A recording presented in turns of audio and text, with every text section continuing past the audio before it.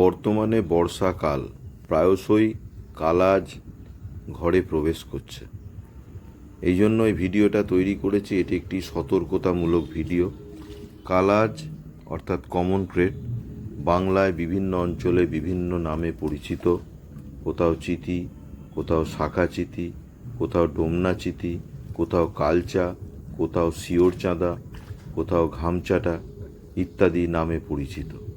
কালাজ সাপের কামড় অনেক সময় প্রায় ব্যথাহীন হয়। অনেকেই এটিকে মশার কামড় ভেবে গুরুত্ব দেন না। যদি কামড়ের সময় ভুক্তভোগী জেগে থাকেন তাহলে হয়তো বুঝতে পারেন, কিন্তু কামড়ের দাগ খুবই ছোট এবং অনেক সময় অল্প সময়ের মধ্যেই দাগ প্রায় মিলিয়ে যায়। কালাজ সাপের কামড়ের সঙ্গে সঙ্গেই সাধারণত লক্ষণ প্রকাশ পায় না। বিষ ধীরে ধীরে শরীরে ছড়িয়ে স্নায়ুতন্ত্রকে আক্রান্ত করে এবং পেশিগুলিকে ক্রমশ দুর্বল করে দেয়। তাই শুরুতে রোগী স্বাভাবিক মনে হলেও পরে গুরুতর অবস্থা তৈরি হতে পারে।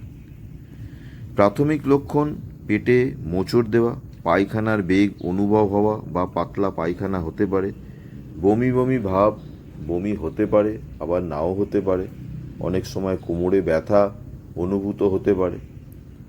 পরবর্তী লক্ষণ হিসেবে বলা যায় এরপর ধীরে ধীরে চোখের পাতা ঝুলে পড়ে, মেডিকেল টার্মে যাকে টোসিস বলে, যাকে বাংলায় অনেকে শিবনেত্র বলে, শিবের চোখ যেমন ঢুলু ঢুলু সেরকম আর কি। এটি কালাজ সাপের কামড়ের একটি অত্যন্ত গুরুত্বপূর্ণ লক্ষণ। এছাড়াও ঝাপসা বা ডবল দেখা, কথা জড়িয়ে যাওয়া বা নাকি সুরে কথা বলা, গিলতে অসুবিধা হওয়া, মুখের লালা নিয়ন্ত্রণ করতে না পারা, লালা ক্রমশ মুখ থেকে ঝরতে থাকা, ঘাড়, হাত ও পায়ের পেশি ক্রমশ দুর্বল হয়ে যাওয়া, শ্বাস নিতে কষ্ট হওয়া, যা দ্রুত জীবন সংকটের কারণ হতে পারে। একটি সহজ পরীক্ষা হলো রোগীকে ছাদের দিকে তাকিয়ে 1 থেকে 10 পর্যন্ত গুনতে বলা। অনেক সময় কয়েকটি সংখ্যা বলার পরই সে আর বলতে পারে না।